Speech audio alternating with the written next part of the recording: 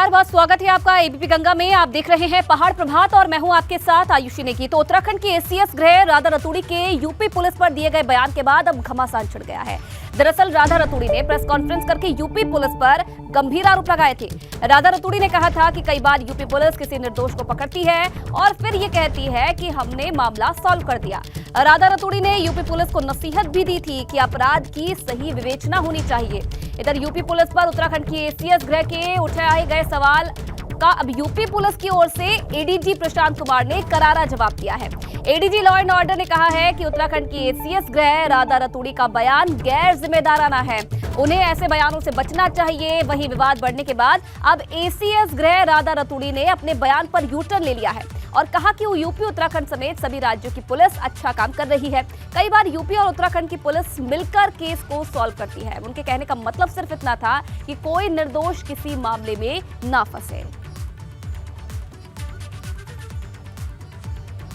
तो ये 3 तस्वीरें आप देख रहे हैं। कल राधा रतूड़ी की तरफ से बयान दिया गया था जिसमें यूपी पुलिस को नसीहत उन्होंने दी थी और जिसके बाद लगातार वो छाई रही अपने बयान को लेकर। और उसके बाद ADG law and order UP Prashant Kumar का बयान सामने आया जिसमें उन्होंने राधा रतूड़ी को ये नसीहत दी कि उन्हें सोच समझकर बोलना चाहिए, उनका जो बयान था वो गैर जिम्मेदार ना है। और इधर अब अपने बयान पर ही राधा रतूड़ी यू टर्न लेती हुई नजर आई है। उनका कहना है कि सभी राज्यों की पुलिस मिलकर अच्छा काम कर रही है और अगर विशेष तौर पर यूपी उत्तराखंड की पुलिस की बात की जाए तो कई केसेस ऐसे हैं जिन्हें यूपी उत्तराखंड की पुलिस मिलकर सॉल्व करती है। उनका ये नहीं कहना था, उनका कहने का मतलब सिर्फ इतना था कि कोई निर्दोष किसी मामले में ना फंसे।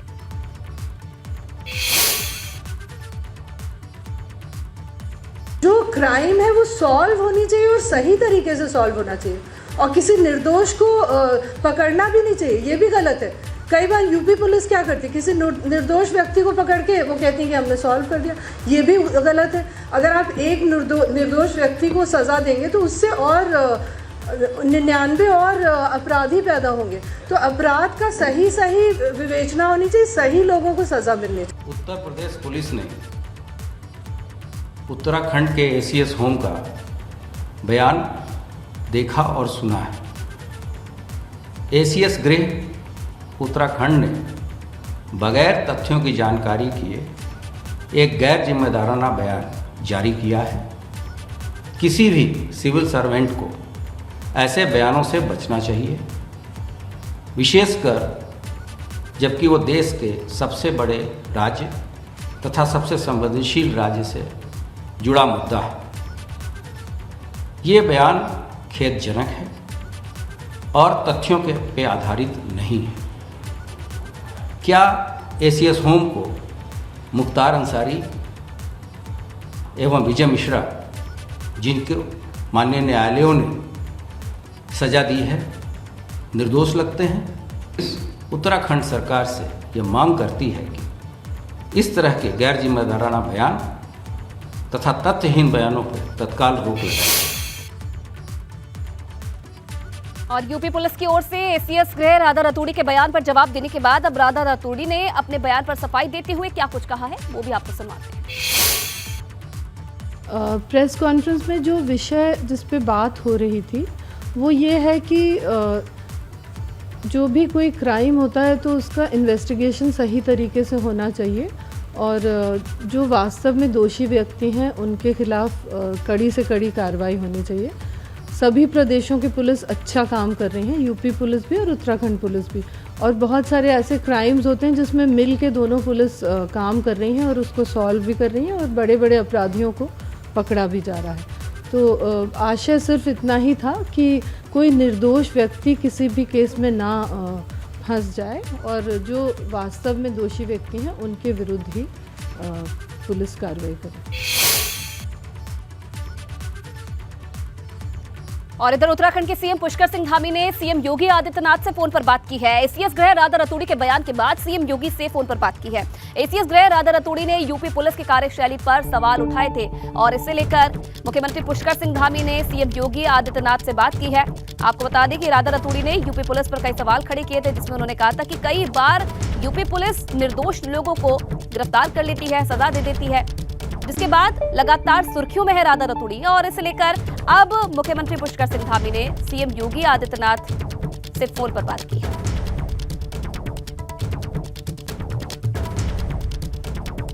और चलिए खबर पर और ज्यादा जानकारी देने के लिए पंकज राणा संवाददाता इस वक्त देहरादून से लाइव जुड़ रहे हैं और साथ ही साथ अनुभव शुक्ला लखनऊ से सीधे लाइव हमारे साथ जुड़ रहे हैं। पंकज, सबसे पहले आपके पास आना चाहूंगी, राधा रतूड़ी के बयान के बाद अब वो सुर्खियों में हैं और ये भी जानकारी मिल रही है कि इस पूरे मामले को लेकर सीएम पुष्कर सिंह धामी ने योगी आदित्यनाथ से बात की है। क्या बातचीत हुई है दोनों के बीच में, कोई जानकारी?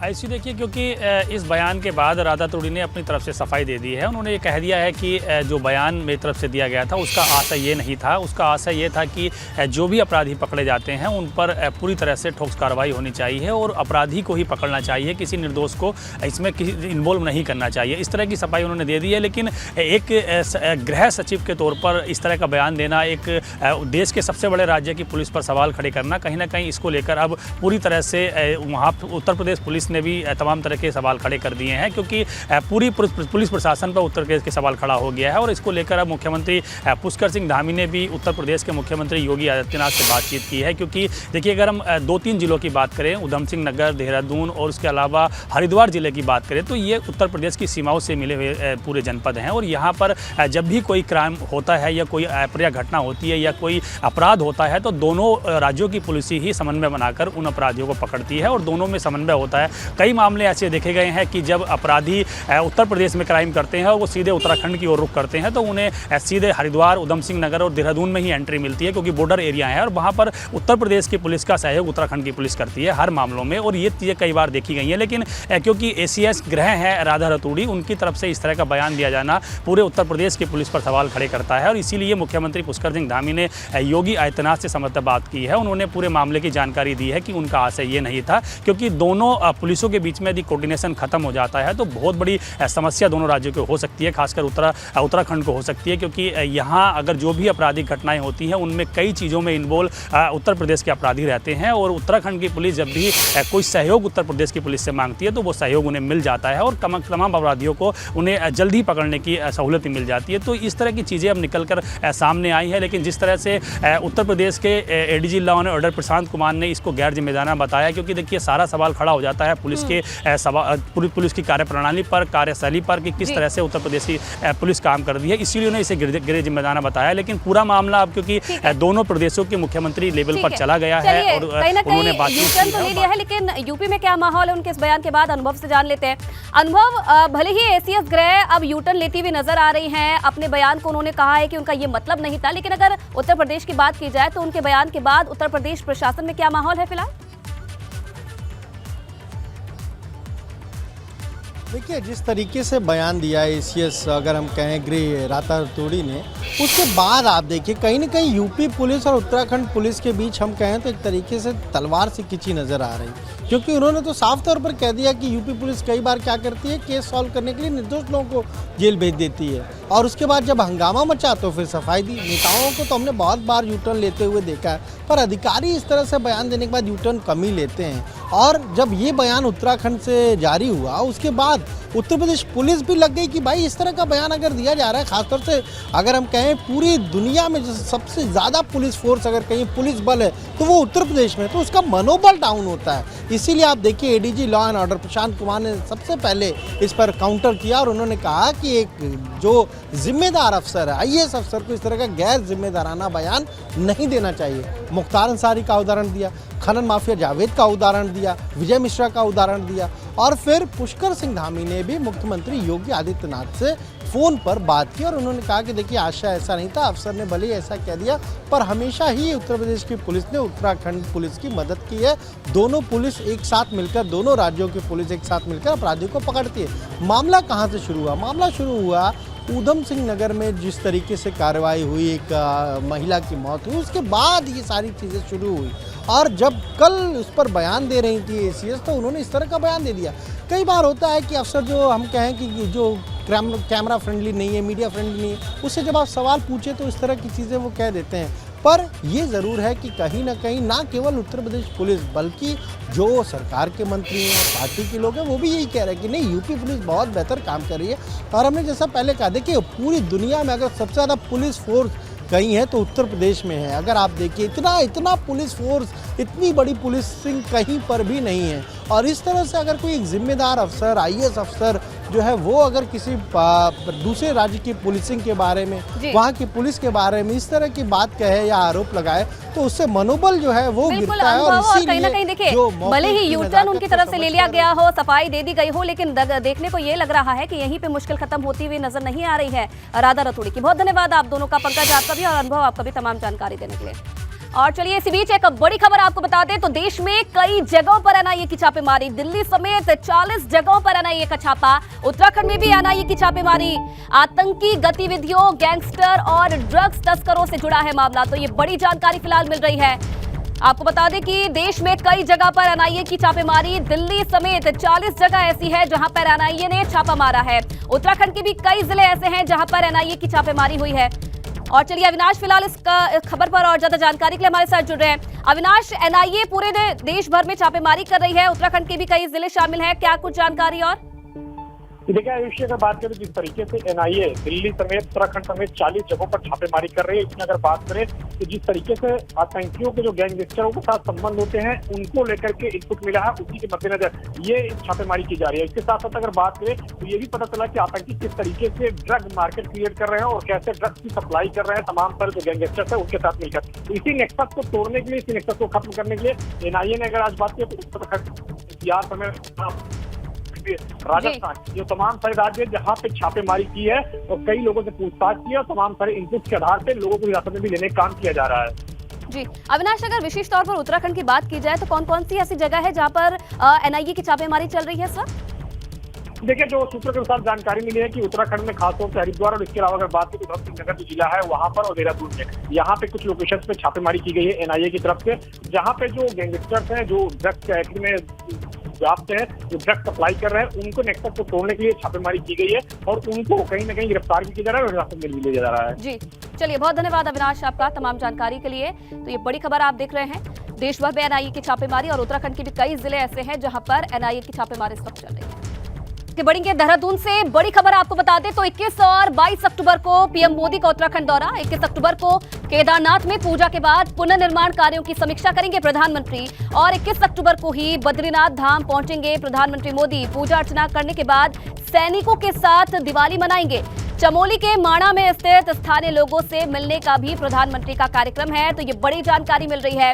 21 और 22 अक्टूबर को उत्तराखंड के दौरे पर रहेंगे प्रधानमंत्री नरेंद्र मोदी। यहां केदारनाथ में 21 अक्टूबर को पूजा करने के बाद पुनर्निर्माण कार्यों की समीक्षा करेंगे और 21 अक्टूबर को ही बद्रीनाथ धाम भी पहुंचेंगे प्रधानमंत्री। पूजा अर्चना करने के बाद सैनिकों के साथ दिवाली मनाएंगे और साथ ही साथ चमोली के माणा में स्थित स्थानीय लोगों से मिलने का भी प्रधानमंत्री का कार्यक्रम है। तो ये बड़ी जानकारी मिल रही है प्रधानमंत्री के दौरे को लेकर। 21 और 22 अक्टूबर का ये दौरा रहेगा प्रधानमंत्री का केदारनाथ और बद्रीनाथ धाम में पूजा अर्चना करने के बाद इस बार सैनिकों के साथ दिवाली मनाएंगे प्रधानमंत्री और साथ ही साथ चमोली के माणा गांव में स्थानीय लोगों से भी मुलाकात करने का कार्यक्रम है। केदारनाथ धाम में जो पुनर्निर्माण कार्य चल रहे हैं उनकी भी समीक्षा करेंगे प्रधानमंत्री मोदी। और चलिए विनोद फिलहाल इस खबर पर और ज्यादा जानकारी के लिए जुड़ रहे हैं। विनोद, क्या और जानकारी मिल रही है प्रधानमंत्री के दौरे को लेकर?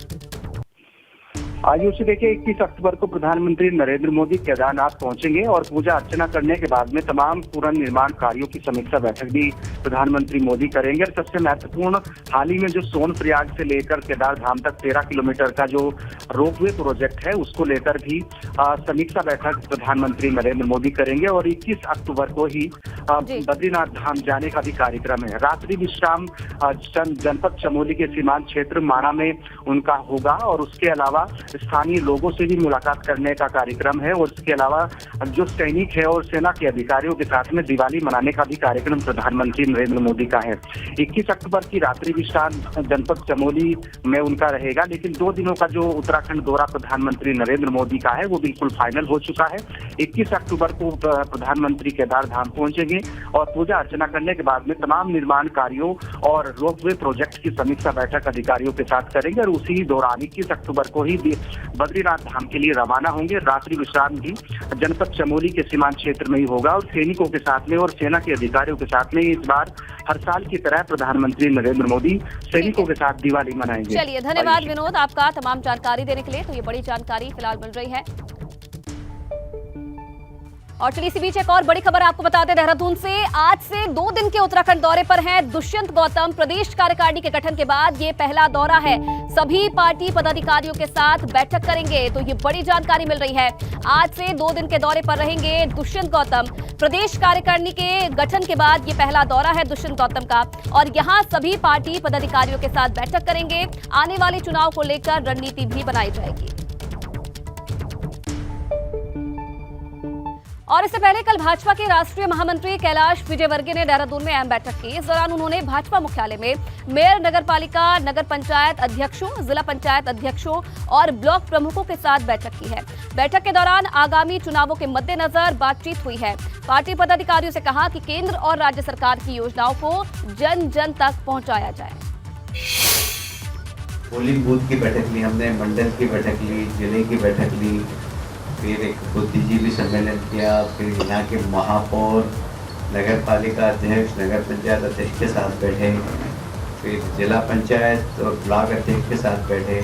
इसे लगातार हमारी 3 दिन से बैठक चल रही है।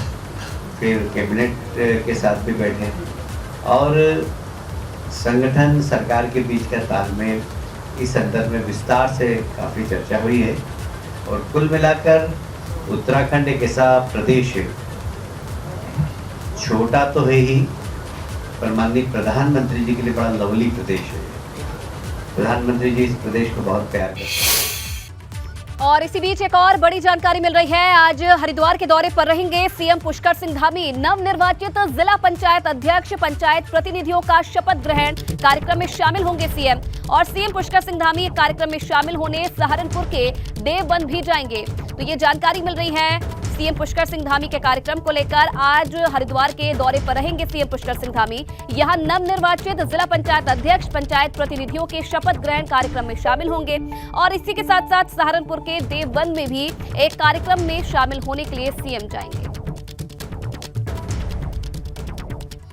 और सीएम पुष्कर सिंह धामी ने अलग अलग देशों में कार्यरत भारत के राजदूतों से मुलाकात की। ये मुलाकात मुख्यमंत्री आवास पर हुई है। इस दौरान सीएम धामी ने विदेशों में संचालित हो रहे विकास योजनाओं के बारे में बातचीत की है। मुख्यमंत्री ने जाना कि विदेश में किस तरह की योजनाएं संचालित हो रही है और उनसे वहां के लोगों को किस तरह से फायदा होता है। तो तस्वीरें आप देख रहे हैं जहां जो तमाम देशों के राजदूत हैं उनसे मुलाकात की मुख्यमंत्री पुष्कर सिंह धामी ने। उनसे जाना, बातचीत की कि कैसे वहां पर जो विकास कार्य वो होते हैं। और ये तस्वीरें उस वक्त की है जब मुख्यमंत्री ने इन राजदूतों के साथ मुलाकात की। और आगे बढ़ेंगे, रुख करेंगे एक बड़ी खबर का। देहरादून से बड़ी खबर है। केदारनाथ में 3 दिनों में 3 यात्रियों की मौत हो गई। सीने में दर्द और सांस लेने में दिक्कत के चलते मौत हुई है।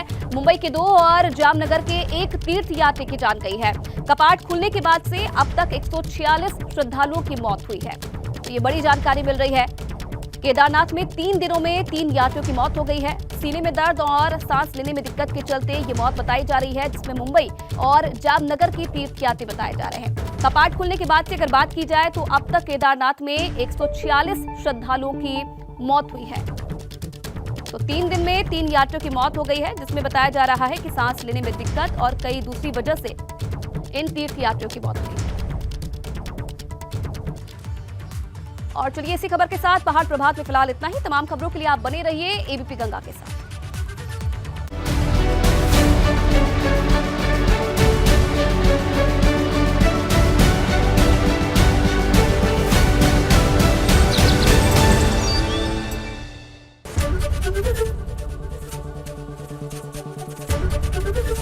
एबीपी गंगा, खबर आपकी, जुबान आपकी।